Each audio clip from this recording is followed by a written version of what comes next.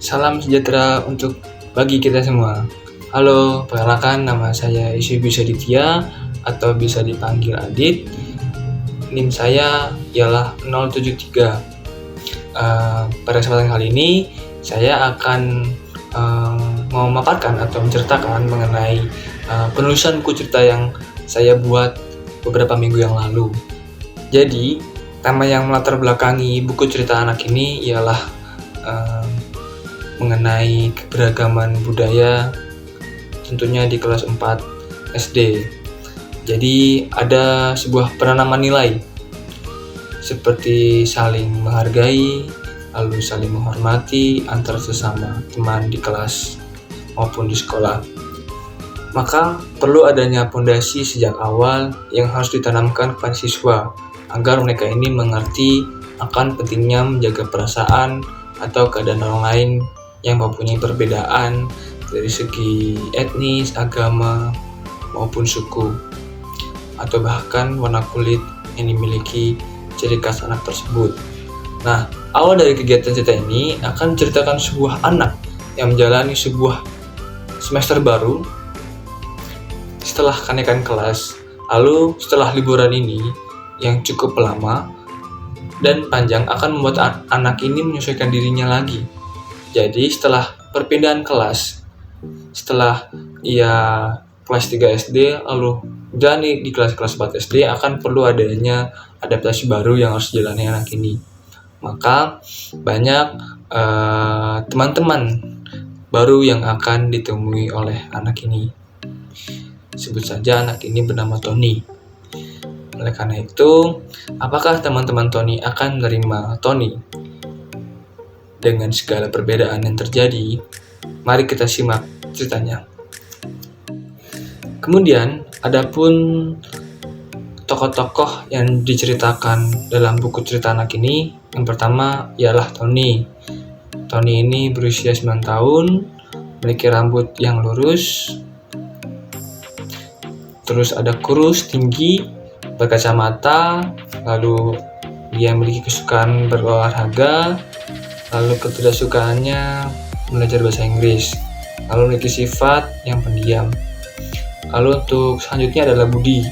Budi berusia 9 tahun, memiliki rambut ikal, badannya gendut, badan yang dipakai itu berupa gelang, lalu kesukaannya itu ada makan, lalu ketidaksukaannya berolahraga.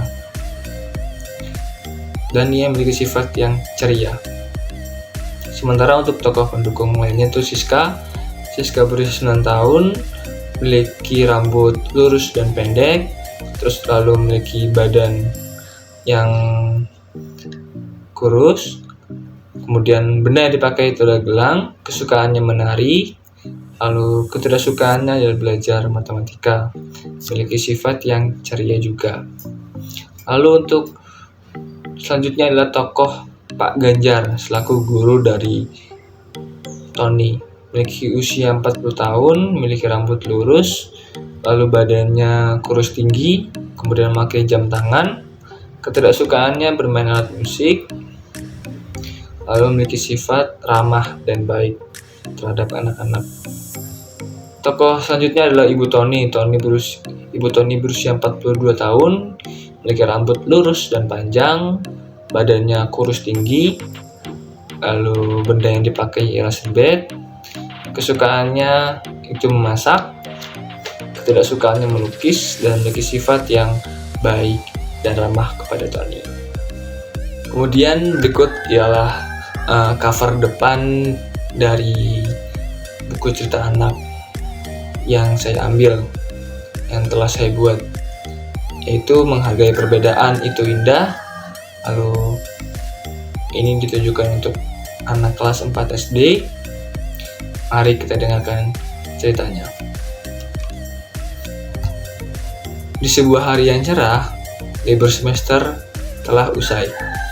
Sudah waktunya untuk kewajiban Tony untuk memulai tahun pembelajaran semester ganjil. Tampak bahwa adanya gambar Tony sedang bangun tidur dan merasa bahwa ia sedang mengantuk. "Tony, ayo segera mandi. Sebentar lagi kamu harus masuk sekolah. Ayah sudah mandi, sekarang giliran kamu untuk mandi." Kemudian Tony pun menjawab, "Baik Bu, aku akan siap-siap terlebih dahulu." Gambar Ibu Tony sedang menyuruh Tony untuk segera mandi. Lalu, selama di perjalanan, Tony merasa bahwa ia sangat bersemangat. Hari ini aku berangkat sekolah. Aku berharap teman-teman sekelasku akan menerima aku dengan senang hati di kelas baru nanti, ucap Tony dalam hatinya.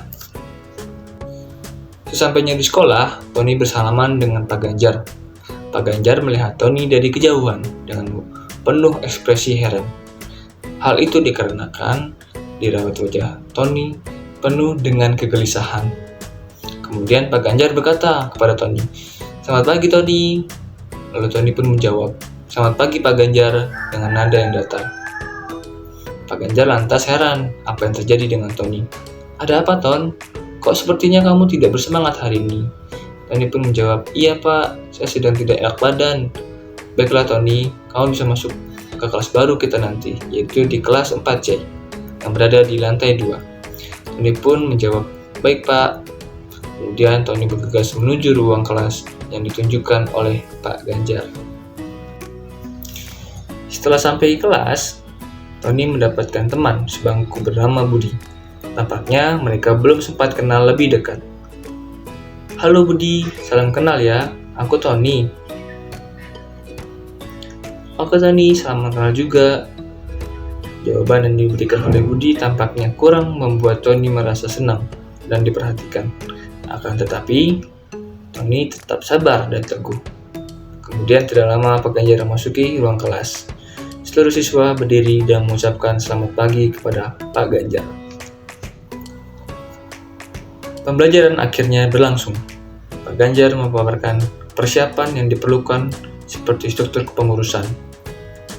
Kemudian, Pak Ganjar memilih beberapa calon yang akan diangkat menjadi kandidat pemimpin kelas 4C. Salah satu calon kandidatnya ialah Tony. "Baik adik-adik, Bapak akan mengumumkan bahwa yang akan menjadi ketua kelas ini ialah Tony ya." Kemudian seluruh siswa terdiam dan terlihat tidak antusias kembali saat diumumkan mengenai pemimpin kelas.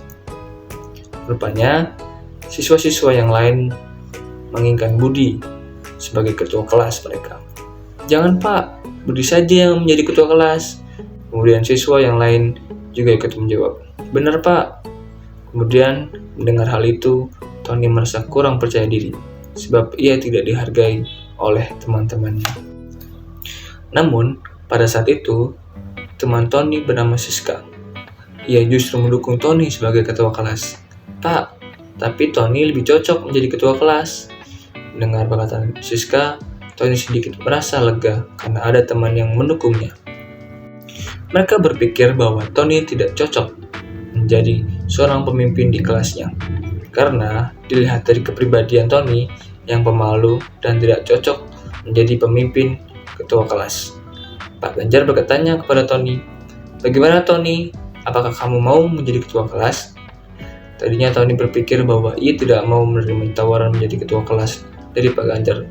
Tetapi sebagai murid yang baik, Tony menerima tawaran tersebut. "Baik Pak, saya akan menjadi ketua kelas 4C. Dan saya akan berusaha untuk menjadi ketua kelas yang baik." Tony dengan perasaan yang tidak disangka-sangka bahwa ia dipilih menjadi ketua kelas. Ia mempunyai tanggung jawab dalam mengatur segala keperluan yang dibutuhkan kelas nantinya. Perasaannya campur aduk dan tidak karuan. Tetapi Pak Ganjar memberikan motivasi kepada Tony agar tetap semangat. Suasana di kelas yang tiba-tiba diam karena Pak Ganjar menegur siswa secara tegas. Kemudian Pak Ganjar mengambil sebuah keputusan bahwa Tony lah yang ditunjuk menjadi ketua kelas 4C. Sedangkan pengurus di bawahnya dipilih secara voting. Pelajaran di hari pertama akhirnya selesai. Tidak banyak yang dapat disampaikan oleh guru, sebab di hari tersebut biasanya hanya menyampaikan sebuah tujuan pelajaran yang akan dicapai dalam pembelajaran hari pertama. Tony langsung pulang ke rumah. Di rumah ia terdiam dan tampak sedih. "Tony, kenapa kamu di kamar terus?" Ibu meminta tolong belikan bumbu untuk dimasak hari ini. Lalu ibu Tony tanya kepada Tony dari dapur, namun tidak ada jawaban. Kemudian ibunya menghampiri Tony ke kamar untuk melihat lebih jelas apa yang terjadi pada Tony. Sesampainya di kamar, Tony terlihat sedih. Ibunya duduk di samping Tony dan berkata, "Kamu kenapa, nak?" Jawab Tony dengan nada yang tidak senang, sambil membuang muka ke arah lain.